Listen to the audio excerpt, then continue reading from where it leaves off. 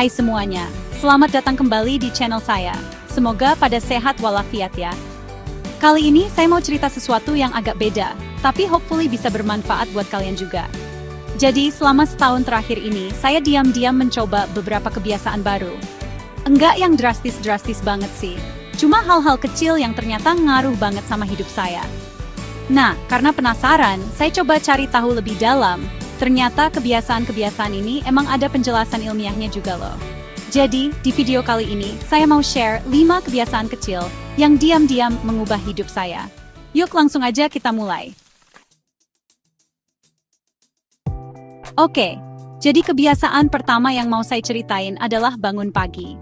Ini adalah kebiasaan yang bisa mengubah hidup kita secara drastis. Dulu, saya ini tipikal manusia kalong banget. Malam hari adalah waktu favorit saya untuk beraktivitas. Dan saya sering kali baru tidur saat orang lain sudah bangun. Begadang udah kayak hobi. Bahkan matahari terbit pun, kadang saya sambut dengan mata setengah tertutup. Rasanya seperti ada dunia yang berbeda di malam hari. Pokoknya, kalau ada lomba rebahan, saya yakin jadi juaranya. Tidur siang juga jadi rutinitas yang gak bisa dilewatkan. Tapi semua berubah ketika saya sadar kalau bangun siang bikin hari kerasa lebih pendek. Waktu terasa cepat berlalu dan banyak hal yang terlewatkan. Rasanya baru bangun, udah sore aja. Seolah-olah saya kehilangan setengah hari hanya untuk tidur. Mau ngapa-ngapain jadi serba buru-buru, dan ujung-ujungnya malah banyak kerjaan yang keteteran. Produktivitas saya menurun drastis. Nah, dari situ saya mulai coba-coba deh tuh bangun lebih pagi. Saya ingin merasakan bagaimana rasanya memulai hari dengan lebih awal. Awalnya sih berat banget, kayak narik truk gandeng pakai gigi. Setiap pagi rasanya seperti perjuangan yang tak ada habisnya. Tapi, demi hidup yang lebih tertata, saya paksain terus. Saya tahu bahwa perubahan besar membutuhkan usaha yang konsisten. Dan ternyata, bangun pagi itu enak juga. Udara segar dan suasana yang tenang membuat saya merasa lebih hidup. Yang bikin saya kaget, pas bangun pagi, suasana hati saya jadi lebih tenang dan fokus. Pikiran saya lebih jernih dan siap menghadapi hari. Enggak kayak dulu, yang bangun-bangun langsung diserbu pikiran ruwet kayak kabel charger di tas. Sekarang, saya bisa memulai hari dengan lebih teratur. Pagi hari yang tenang ternyata ngaruh banget buat mood seharian. Saya merasa lebih bahagia dan produktif.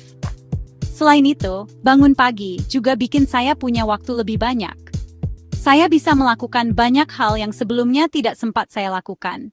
Saya jadi bisa olahraga ringan, baca buku, atau sekedar menikmati secangkir kopi sambil dengerin suara burung, walaupun yang kedengeran cuma klakson motor sih, Waktu pagi benar-benar memberikan kesempatan untuk menikmati momen-momen kecil. Nah, buat kalian yang susah bangun pagi, saya punya beberapa tips nih. Tips-tips ini bisa membantu kalian untuk memulai hari dengan lebih baik. Pertama, coba deh ubah alarm kalian jadi lagu yang semangat, atau suara-suara alam yang menenangkan. Ini bisa membuat bangun pagi terasa lebih menyenangkan. Kedua, hindari makan berat atau minum kopi sebelum tidur. Ini bisa membantu kalian tidur lebih nyenyak dan bangun dengan lebih segar. Intinya sih, kuncinya konsistensi ya. Konsistensi adalah kunci untuk membentuk kebiasaan baru. Coba deh majukan alarm 15 menit setiap harinya, sampai akhirnya kalian terbiasa bangun lebih awal. Dengan begitu, kalian bisa merasakan manfaat dari bangun pagi.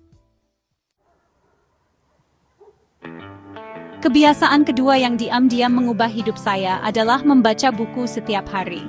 Kebiasaan ini mungkin terdengar sederhana, tapi dampaknya luar biasa. Dulu saya pikir baca buku itu cuma buat anak sekolah atau kutu buku aja. Saya merasa membaca itu membosankan dan tidak relevan dengan kehidupan sehari-hari. Tapi ternyata saya salah besar. Membaca buku membuka mata saya terhadap banyak hal yang sebelumnya tidak saya ketahui. Semua berawal dari rasa bosan saya yang akut. Saya merasa hidup saya monoton dan tidak ada tantangan. Waktu itu, lagi musim hujan dan saya terjebak di rumah karena banjir. Tidak ada yang bisa dilakukan selain menunggu air surut. Enggak ada kerjaan, internet mati, dan TV pun kena sambaran petir. Saya benar-benar kehabisan ide untuk mengisi waktu. Saking gabutnya, saya iseng buka-buka lemari dan nemu tumpukan buku yang udah lama teronggok. Buku-buku itu sudah berdebu dan terlihat tidak menarik. Awalnya sih berat banget, kayak baca skripsi orang lain. Saya merasa sulit untuk fokus dan memahami isi buku. Tapi lama-lama, saya mulai terhanyut dalam cerita dan pengetahuan yang disajikan di buku-buku itu. Saya mulai menikmati setiap halaman yang saya baca. Rasanya kayak lagi nonton film di dalam kepala sendiri, seru banget. Imajinasi saya berkembang dan saya merasa lebih kreatif.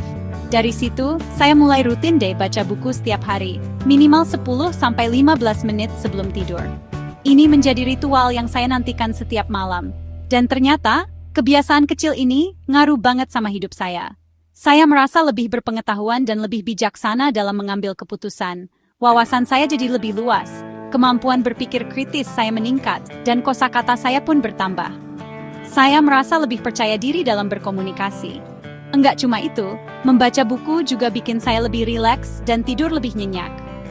Saya merasa lebih tenang dan stres berkurang. Buat kalian yang merasa enggak punya waktu buat baca buku, coba deh curi-curi waktu senggang kalian. Manfaatkan waktu luang untuk membaca, meskipun hanya sebentar. Mulai aja dari buku-buku ringan yang kalian suka, misalnya novel, komik, atau majalah. Pilih bacaan yang membuat kalian tertarik dan tidak merasa terbebani. Yang penting konsisten dan nikmati prosesnya. Dengan begitu, kalian akan merasakan manfaatnya dalam jangka panjang. Chapter 3. Meditasi menenangkan badai di dalam diri. Lanjut ke kebiasaan ketiga, yaitu meditasi. Dulu, saya pikir meditasi itu cuma buat biksu di kuil atau orang-orang yang lagi cari jati diri di puncak gunung. Tapi, ternyata meditasi bisa dilakukan di mana aja dan kapan aja, bahkan di tengah kemacetan Jakarta sekalipun. Walaupun saya nggak menyarankan sih. Bahaya. Semua berawal dari rasa stres saya yang memuncak. Waktu itu, kerjaan lagi numpuk, deadline berterbangan kayak lalat, dan pacar saya ngambek gara-gara lupa anniversary. Maaf ya, sayang. Rasanya kepala saya mau meledak kayak petasan. Nah, karena udah putus asa, saya coba deh tuh ikutan kelas meditasi online. Awalnya sih susah banget, pikiran saya kemana-mana kayak anak kecil di time zone. Tapi, lama-lama saya mulai bisa mengendalikan pikiran dan fokus sama napas. Dan ternyata, meditasi itu ampuh banget buat nenangin pikiran. Setelah meditasi, saya ngerasa lebih rileks, tenang, dan fokus. Buat kalian yang mau coba meditasi, caranya gampang banget kok. Cari aja tempat yang tenang dan nyaman. Tutup mata kalian, fokus sama napas, dan biarkan pikiran kalian datang dan pergi tanpa perlu dinilai. Chapter 4. Menulis jurnal, curhat tanpa takut dijulitin. Kebiasaan keempat yang mau saya bagikan adalah menulis jurnal. Ini adalah cara yang sangat efektif untuk mengekspresikan diri tanpa takut dihakimi. Dulu saya pikir nulis jurnal itu cuma buat cewek-cewek ABG yang lagi kasmaran atau penulis novel yang lagi dapat inspirasi. Ternyata saya salah besar. Tapi ternyata nulis jurnal itu banyak manfaatnya juga buat cowok maco kayak saya loh. Ini bukan cuma soal menulis, tapi juga soal refleksi diri. Semuanya berawal dari saran seorang teman. Dia bilang, kenapa nggak coba nulis jurnal aja? Waktu itu saya lagi curhat tentang masalah hidup saya yang ruwetnya kayak benang kusut. Saya merasa nggak ada jalan keluar. Daripada saya stres sendiri, teman saya nyaranin buat nulis jurnal aja. Katanya ini bisa membantu saya melepaskan emosi negatif. Katanya sih, dengan nulis jurnal, saya bisa melepaskan emosi negatif dan melihat masalah dari sudut pandang yang berbeda. Awalnya sih, saya ragu. Saya pikir, masa iya sih, curhat sama buku diary bisa menyelesaikan masalah. Tapi karena udah kepepet, saya coba deh tuh beli buku diary lucu di toko buku, biar makin semangat nulisnya. Saya pilih yang paling menarik biar nggak bosan. Dan ternyata, nulis jurnal itu enak juga. Rasanya kayak punya teman curhat yang selalu siap mendengarkan tanpa menghakimi. Saya bisa nulis apa aja di jurnal, mulai dari unek-unek tentang pekerjaan, cerita lucu bareng teman-teman, sampai ide-ide brilian yang tiba-tiba muncul di kepala. Yang bikin saya kaget, setelah nulis jurnal, perasaan saya jadi lebih lega dan plong. Seperti beban berat yang terangkat dari pundak saya. Buat kalian yang mau coba nulis jurnal, caranya gampang banget kok. Enggak perlu nulis panjang lebar kayak skripsi, cukup tulis aja apa yang ada di pikiran kalian. Mulailah dengan hal-hal kecil, seperti perasaan kalian hari ini, atau kejadian menarik yang baru saja terjadi. Lama-lama, kalian akan terbiasa dan menemukan ritme sendiri. Jadi tunggu apa lagi?